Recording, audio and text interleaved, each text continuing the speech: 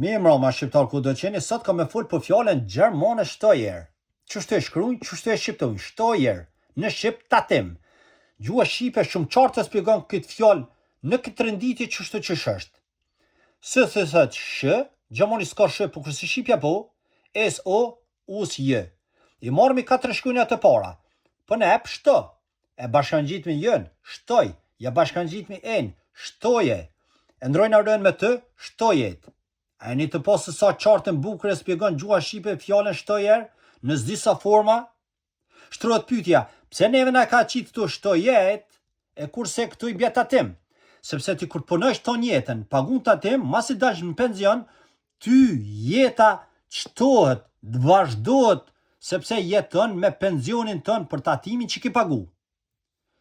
Falë gjuhës shqipe kjo fjallë ekziston, gjermani e përdor këtë fjallën shqipe dhe nuk e din.